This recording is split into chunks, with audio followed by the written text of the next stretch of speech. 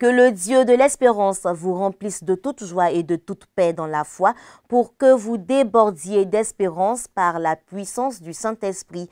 C'est avec cette parole extraite de Romains 15, le verset 13, que nous vous retrouvons pour cette autre édition de l'information sur Espérance TV. Shalom à toutes et à tous et bienvenue au journal.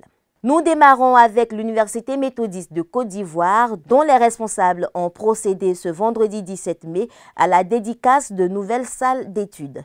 Il s'agit de 4 salles de travaux dirigés et de 2 amphithéâtres qui portent les noms du professeur Asket Nguessan Bogui, doyen de l'UFR des sciences juridiques de l'Université méthodiste du Côte d'Ivoire, et du très révérend pasteur Samson Ngui, qui fut le premier président de l'Église protestante méthodiste de Côte d'Ivoire. C'était en présence de plusieurs personnalités, dont le très révérend André Akeeso, qui représentait le bishop Benjamin Boni. Nous y reviendrons dans nos prochaines éditions. Nous restons dans cet univers de l'enseignement, cette fois avec le lancement du 100e anniversaire du système éducatif méthodiste. Nées en Côte d'Ivoire depuis les années 1920, les écoles méthodistes ont apporté une plus-value considérable à l'éducation nationale au fil des années. Pour célébrer son implantation, les acteurs du système éducatif méthodiste se sont réunis à Grand-Bassam pour des travaux de réflexion sur son évolution. Les précisions de Raphaël Dompi. Le Conseil éducation-formation de l'Église méthodiste unie Côte d'Ivoire a lancé officiellement les festivités marquant le centenaire du système éducatif méthodiste. C'était le mercredi 15 mai 2024 à Grand-Bassam, berceau du méthodisme en terre ivoirienne. Cette rencontre a réuni toute la crème des professionnels de l'éducation autour du thème « Défi national et international du système de l'enseignement méthodiste ». Le professeur Aladela André, président du Conseil éducation-formation de l'Église méthodiste unie Côte d'Ivoire, par ailleurs vice-président de l'Université méthodiste de Côte d'Ivoire, a rappelé l'histoire de l'école méthodiste, creusée de formation des cadres du pays, non sans inviter les acteurs à faire du système éducatif méthodiste la clé du succès pour tous.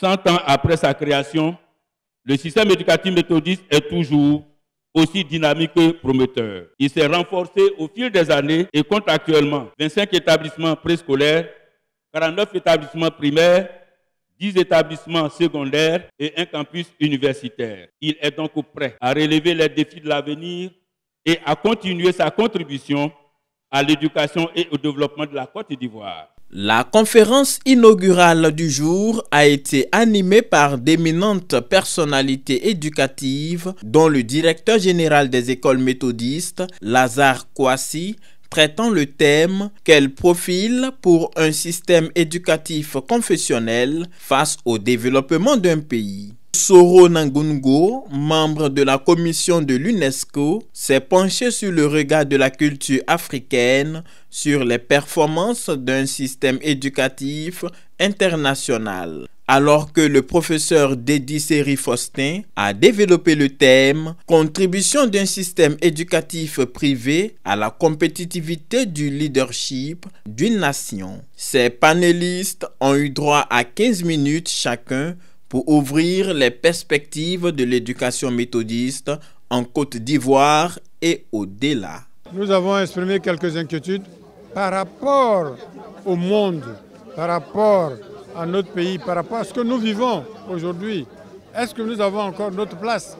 C'est cette question que nous nous sommes posée, mais nous avons de l'espérance. Je crois que l'impatience a pris les gens, de sorte que si on y prend garde, on va perdre ses valeurs.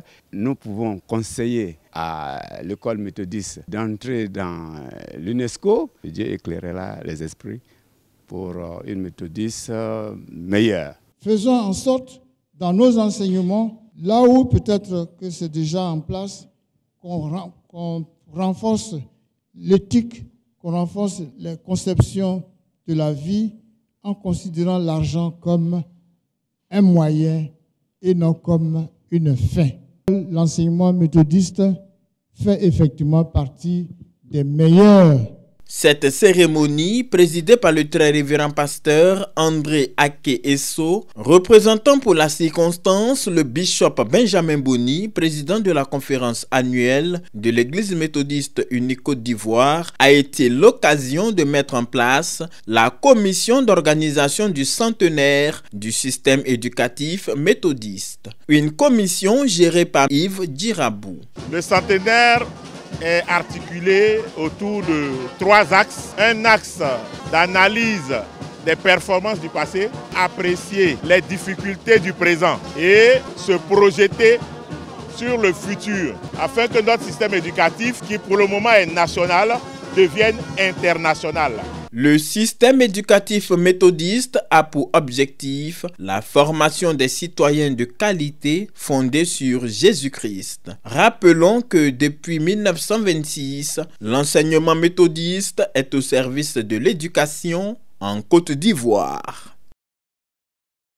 Et justement, à cette rencontre à Grand Bassam, nombreux sont les acteurs de tout genre du système éducatif méthodiste et national qui ont effectué le déplacement avec pour centre d'intérêt principal mettre en place des stratégies qui permettront d'améliorer l'encadrement du système éducatif méthodiste en Côte d'Ivoire.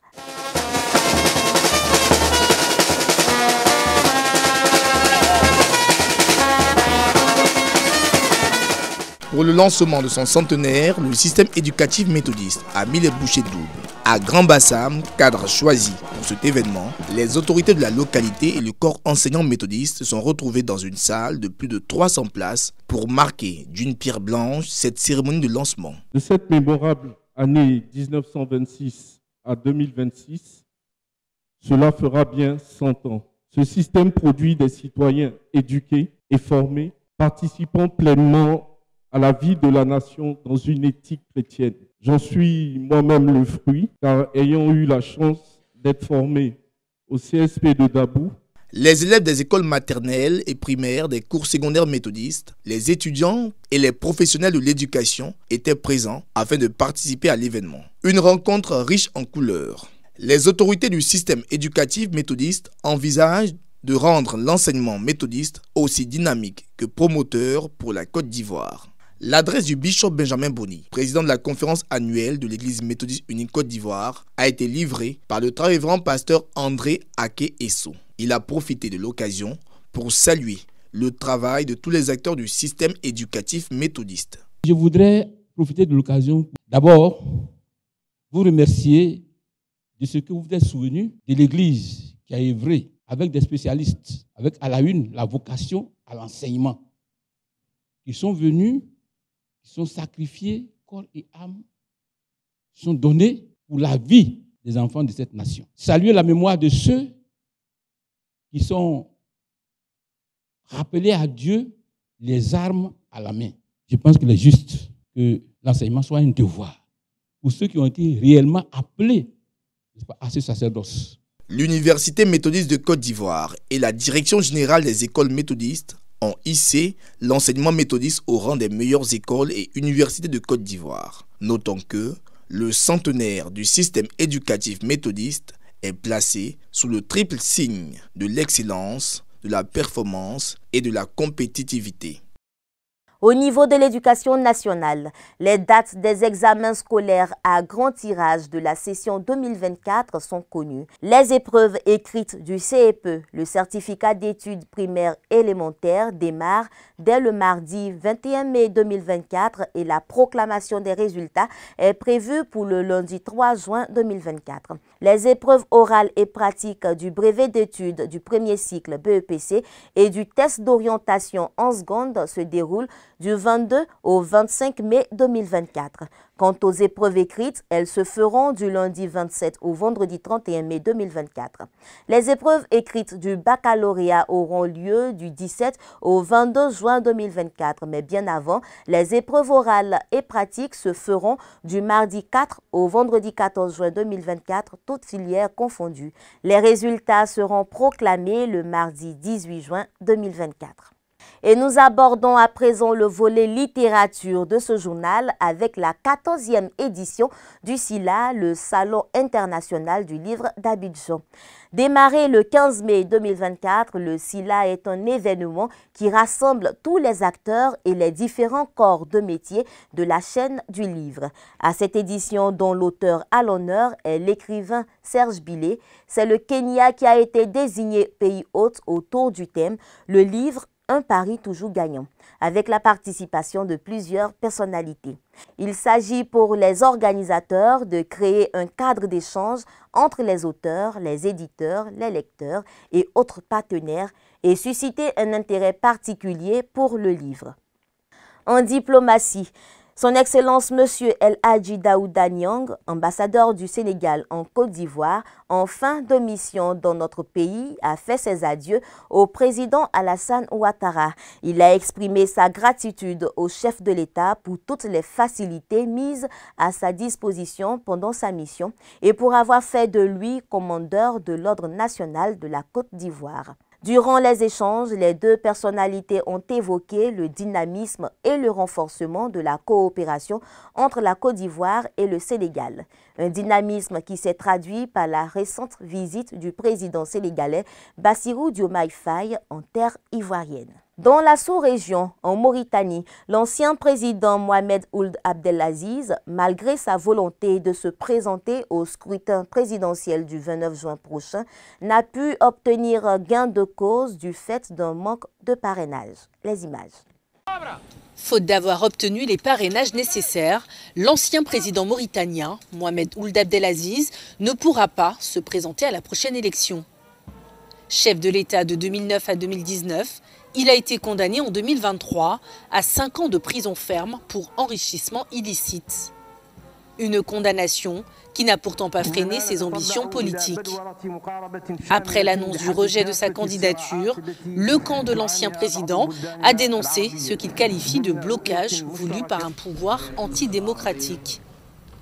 Parmi les 8 candidats ayant pu déposer leur dossier, figure l'actuel chef de l'État, Mohamed Ould El Ghazouani.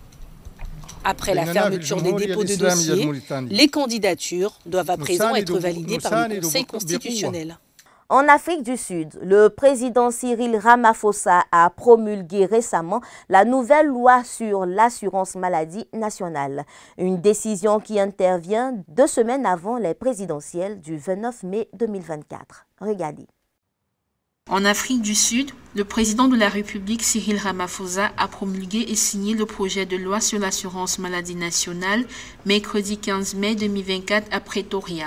Ce projet de loi vise à restructurer le système de santé et fournir des fonds à tous les Sud-Africains pour accéder aux soins de santé privés afin de lutter contre les inégalités. Actuellement, 80% de la population dépend des services de santé publique, alors que 16% environ ont accès à des soins de santé privés par le biais de plans d'aide médicale.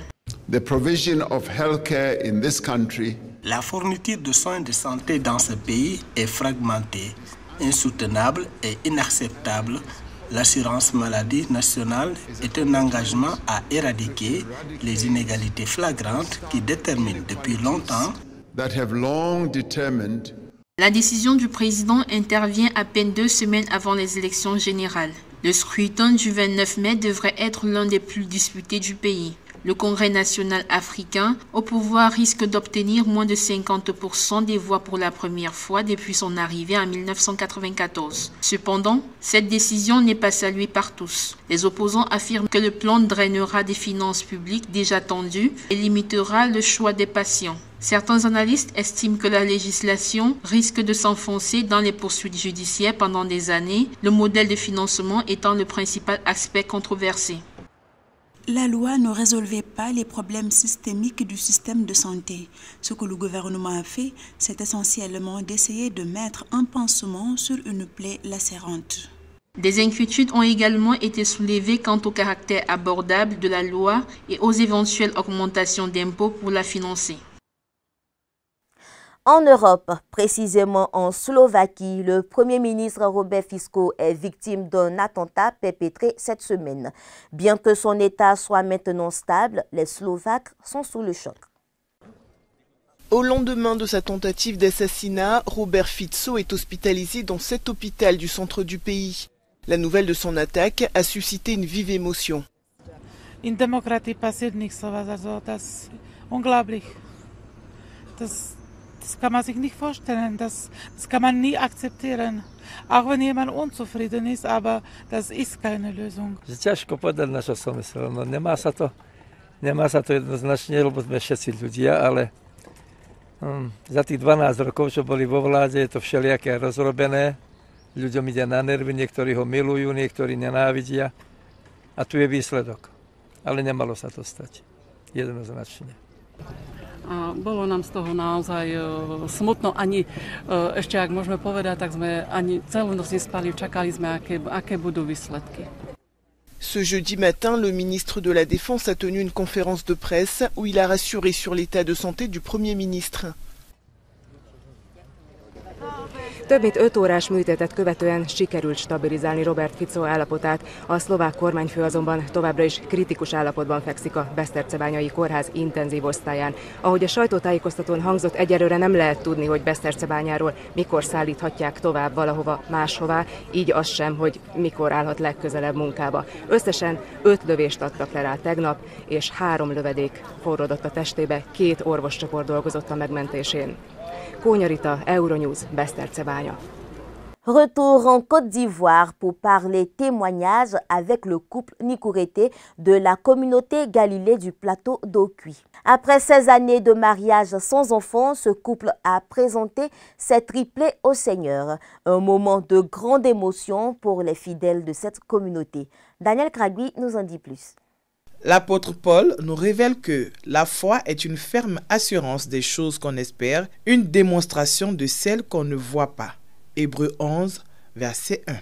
C'est cette parole forte qui a abreuvé la foi du couple Nikourété, fidèle de la communauté méthodiste Galilée du plateau d'Okui.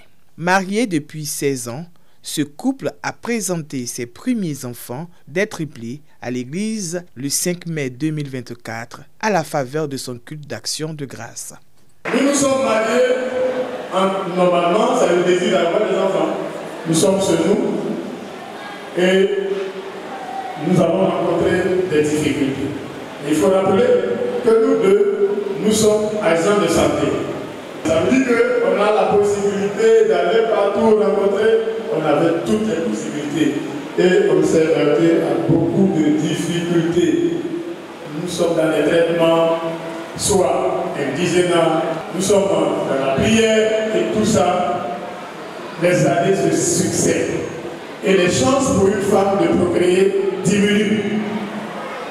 C'est une photo de famille. Vous voyez, il y a 5 photos dessus.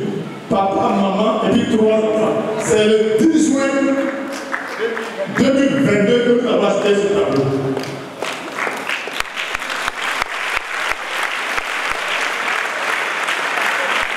J'ai voulu le présenter pour que vous le voyez parce que nous y croyons. Et nous savons que Dieu allait nous donner 3 enfants.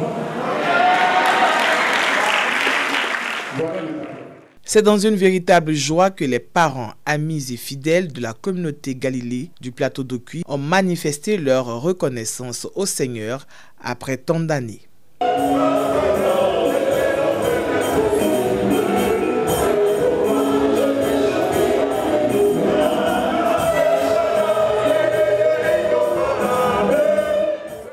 Tout comme le couple Nikourété, nos prières vont à l'endroit de tous ceux qui attendent une grâce particulière. Retenons-le, il est possible d'être agréable à Dieu car il faut que celui qui s'approche de Dieu croit que Dieu existe et qu'il est le rémunérateur de ceux qui le cherchent.